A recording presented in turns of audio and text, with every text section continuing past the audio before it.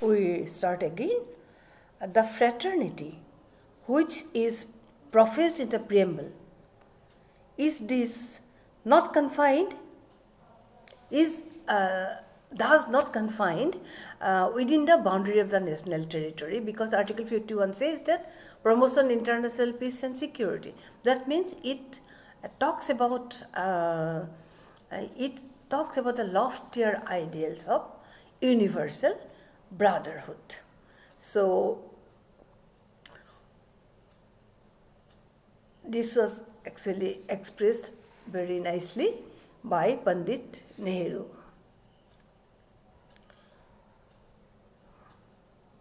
So we have talked about the sovereignty, and another ideals which the democracy of India wants to promote is the representative democracy.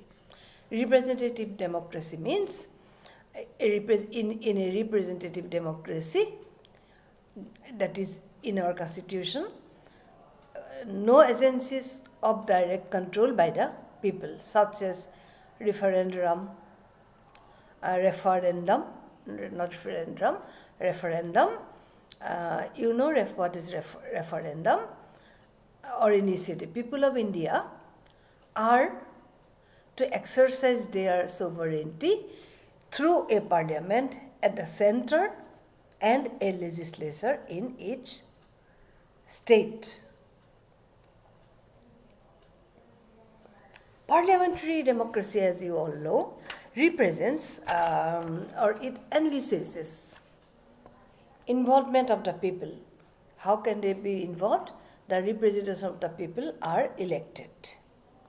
Responsible government, because people will exercise their right to vote in a very responsible way. They are expected to exercise that right in a very responsible way.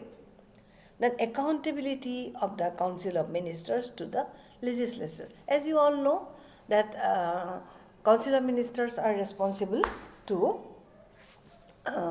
the legislature. You have heard about vote of no confidence motion that are being seen in both the floors of parliament and state legislature. Sometimes the government fails, sometimes the government wins. So, but the government is placed to be tested on the floor of the parliament or state legislature.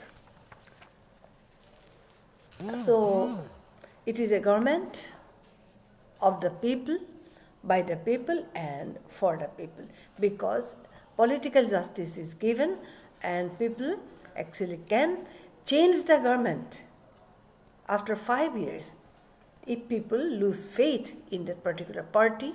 As India is a multi-party system, one particular party which gets majority can form a government, but if people are not satisfied, they can overthrow that party and the government in the next election.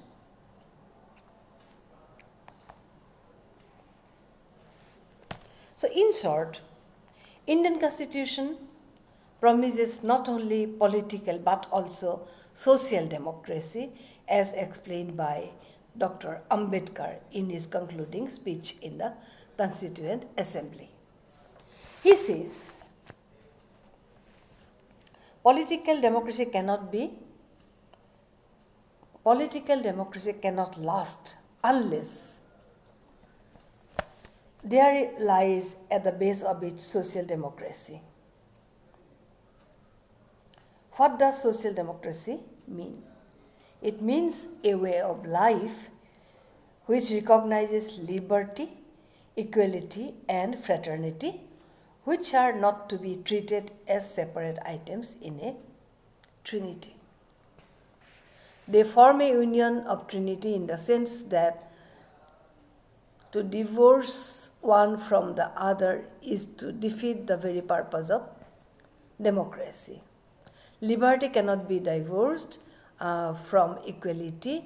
Equality cannot be divorced from liberty, nor can liberty and equality be divorced from fraternity. He has used a paraphrase called divorced. And you know what divorce is?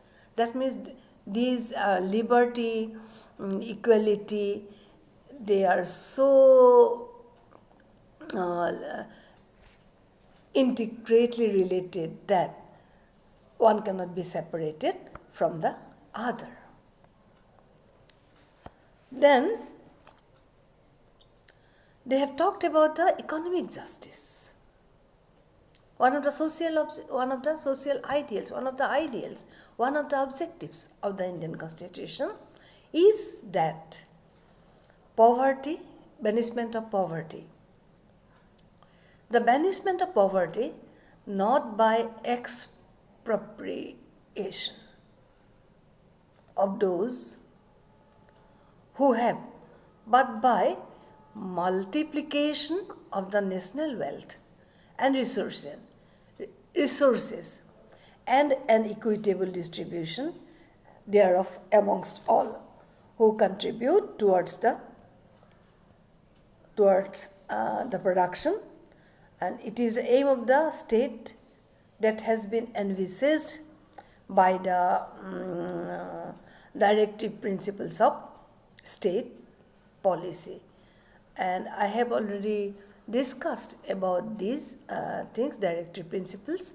And directive principles, this is a part 4 of the Indian Constitution, and it includes the part 4 includes the directive principles of state policy. But the difficulty is there, that these directive principles of state policy are not justiciable. Then, social justice has been made a fundamental right. A fundamental right in the sense that it has social justice is the comprehensive form to remove social imbalance by law, harmonizing the rival claims or the interests of different groups and sections in the social structure or individuals, by means of which alone it would be possible to build up a welfare state. So India is a welfare state. You have learned these things in the, I think in the fourth BSW 4th SEM, about social security measures and about the welfare state. India is a welfare state. So India actually is a welfare state, and these three things, liberty, equality and fraternity, these things actually are to be secured and protected with social justice and economic empowerment and political justice to all citizens under the rule of law. Now, all citizens means all citizens above the age of 18 are capable of exercising their voting right. And in the Indian Constitution, the concept of liberty has been given a comprehensive thought, and this is liberty actually is essential for establishing a classless society, and certain minimal rights are essential for a free and civilized existence. Therefore, preamble mentions those essential individual rights as freedom of thought, expression, belief, faith and worship, and these are granted against all authorities of the state by Part 3 of the Indian Constitution, Article 19, then subject of course to the implementation of the directive principles for the common good. And there are some fundamental duties which are introduced by Article 51A, so that these duties are to be performed by the